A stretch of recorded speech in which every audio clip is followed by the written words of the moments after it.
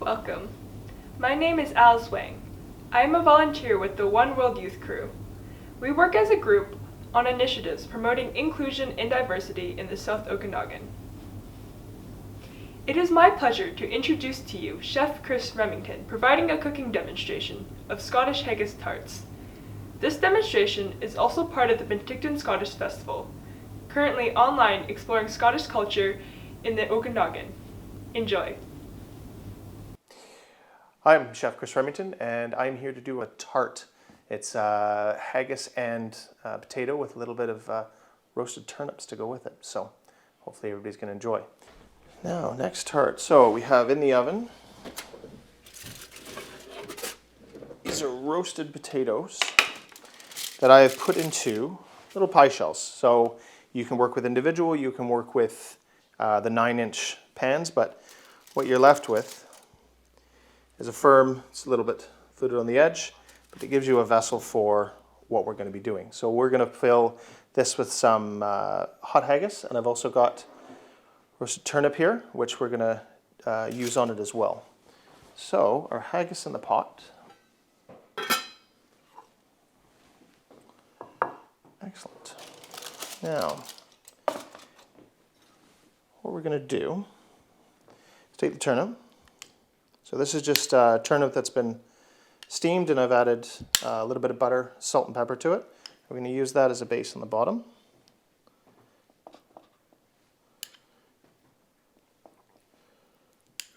You can do the same thing with carrots. Any other veggies that you feel, if turnip isn't, roasted parsnips work really well as well. If turnip isn't the vegetable of your choice, this will work as well. So now we've got a base. And our haggis. So what we're going to do is we're just going to take a portion of this, and we want it to sit just on top. Okay? Work with the next one. Again, we want this to work just on the top.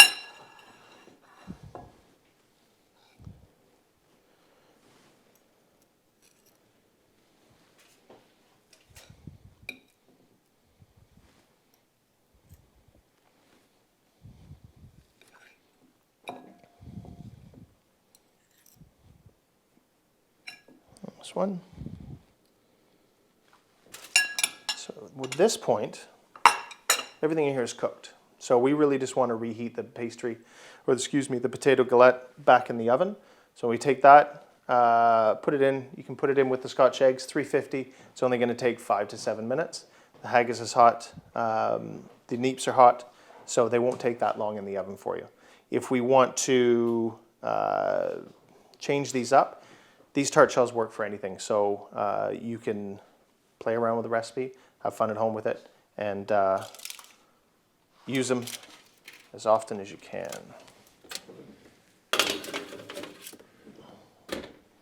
Now we wait 35 minutes. For me, what I would do is, first of all, you have to find a good demi-glaze or a good beef stock that's been reduced down. And what I would do is just have that to the consistency you want it. Once it comes to that point in your pan, Scotch, I don't deglaze it, especially with that, because you lose all the fun.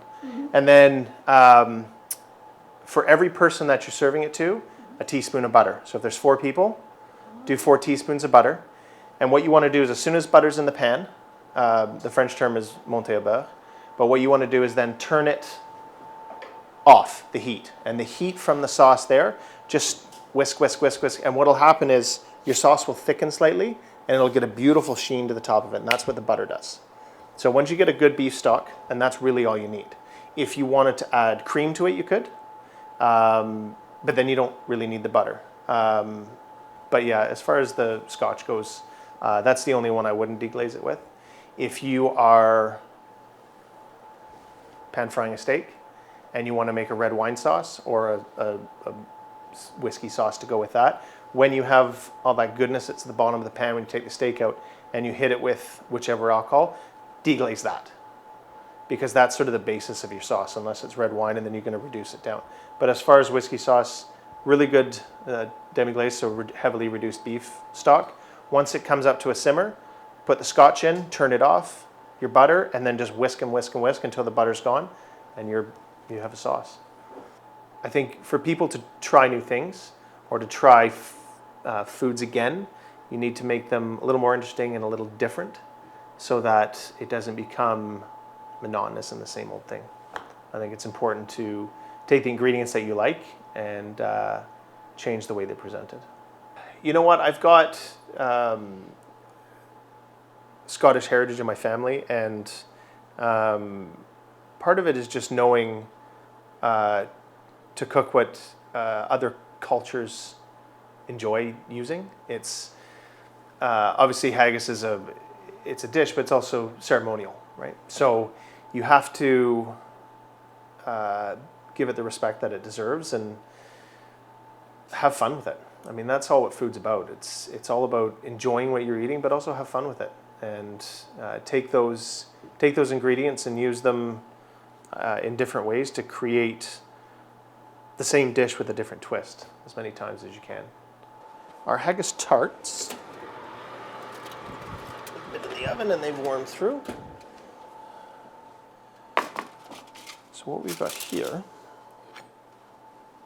is our little potato tarts, which we're going to lift up. Just on the plate. Now, a couple good things to go with this would be whiskey sauce, which is a little bit of beef jus, whiskey, and then finish it with butter. Another nice one to go with it would be a seed mustard sauce. So a little bit of seed mustard, cream, and whiskey works in that too. So whiskey seems to be the main ingredient, but yes, both of those would work with this. You're adding just another dimension to the dish. It's just taking something that everyone is going to enjoy and be able to even recreate at home. I mean, that's all part of it as well, is that you don't want to make something, I mean, yes, you do want to create dishes that blow people away, but you also want to be able to create certain dishes that people go home and replicate, right? So they can, all of a sudden, it brings back that memory of that restaurant you had or that bottle of wine you drank or the vacation that you had, and all of that comes from food and drink in a sense. I mean, it brings back, it stirs those memories and those times and fun times that you had. Hi, I'm Chef Chris Remington, and I'm here to do a couple dishes for you. We're going to do a Scotch egg. So what I'm going to do first, we just have regular banger sausages. You buy them in the store. We just have to take the casings off. Once they're off, we're going to flatten them. And I've got some 8-minute eggs. So once the water comes to a boil, throw your eggs in, give them 8 minutes, take them out, throw them in some ice water and to cool them down, and then to peel them, just have some running cold water, and as you're peeling them, that'll help take some of any eggshells that are sticking to the outside. So what we've got is the banger meat, so we're going to fold it in our hands and we're going to make it flat. Now, depending on the size of your eggs, whether you have small, medium, or large, you might need one sausage, you might need 1.5. So what we're going to do, we'll take a half one here. Just mold it in your hand. So we're looking for that there, oblong. Now we're going to take one rolled egg into the center, and we're just going to roll this around. We want the sausage meat to completely encase the egg. Once we have that done, we'll move on to the next one. So the first one's done. Oh, sticky. There we are. And again, we'll just take 1.5, move it around. Now the point of this is to make sure that the egg is completely covered, and we are going to bake these at 350 degrees. It's going to take about half an hour, 35 minutes. You want to make sure the sausage meat is completely cooked. Now I know most people will want to deep fry the Scotch egg, but we're trying to do, I don't know if it's any healthier, but we're going to try to do something a little bit easier than setting up a deep fryer on the stove. And that going. So once we have our little balls made, do one more, then we're going to bread them. So when you're breading anything, whether it's a Scotch egg, whether it's chicken, whether it's pork, you want to have 3 things: flour, egg, and some form of breadcrumb. Whether some people crush up cornflakes, some people crush up crackers, some people will do breadcrumbs. So what we want to have is the flour, and what the flour does is it dries the product. And it dries the product so it enables the egg, which is wet, to stick to it. Now you've got a wet product again, you need to dry it, so you put it in the breadcrumbs. I'm using panko breadcrumbs, Japanese breadcrumb, and it just so that it gives it a little bit more of a crunch than a regular breadcrumb. So we have these done here. All we're going to do, roll it in flour. Once it's in the flour, again, just pat that off. I'm going to do that into the egg. Now, very important, once you're rolling it in the egg, this is now your wet hand. You want to keep one wet hand and one dry hand. Otherwise, it can get very gummy. So into there, now we switch hands. And we roll that in the breadcrumbs. Now, onto the baking sheet. And again, dry hand in the flour. And then from there, we go into the egg. Now we switch to the wet hand.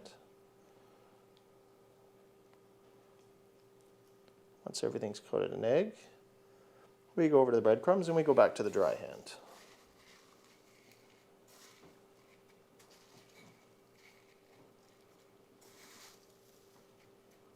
Okay, everything there.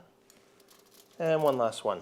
If you wanted to make these up ahead of time and you were going to freeze them, what I would suggest is you make them, do not bread them. Just take the straight sausage with the egg on the inside, take that tray, put it in the freezer. Once they're frozen, then you can transfer them to a Ziploc bag. They'll hold their shape better.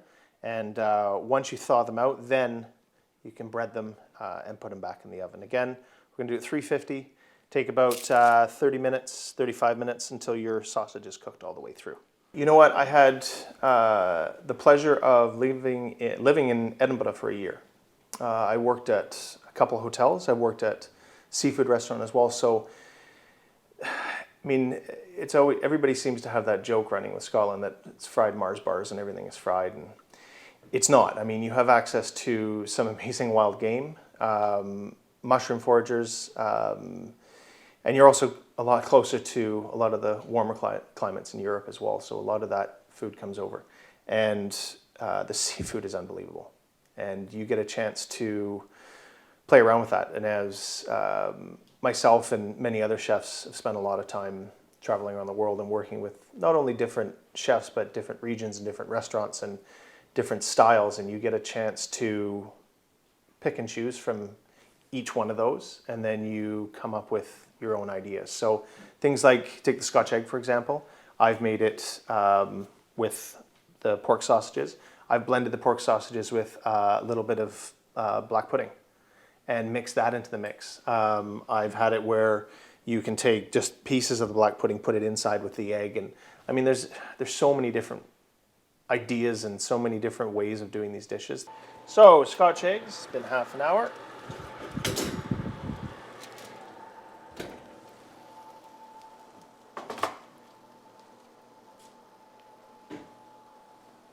So the point is, we want to make sure that the sausage meat is cooked and you have an internal temperature of above 165 degrees.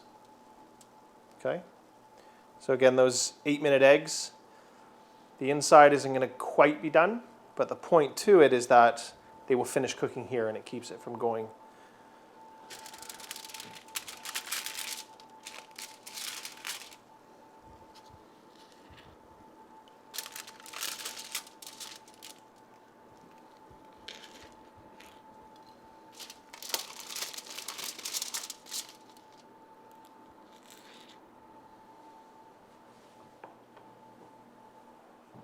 There we have oven-baked Scotch eggs.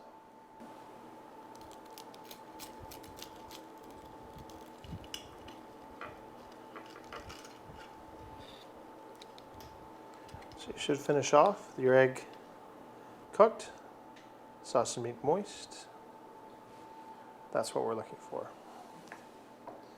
You don't want to have that ugly gray ring around the yolk, so that's why water boiling Eggs go in, 8 minutes, take them out, throw them in ice water. So you're left with just this little bit left in the center, but it keeps that yolk nice and bright still. So things like, take the Scotch egg for example, I've made it with the pork sausages. I've blended the pork sausages with a little bit of black pudding and mixed that into the mix. I've had it where you can take just pieces of the black pudding, put it inside with the egg, and I mean there's so many different ideas and so many different ways of doing these dishes.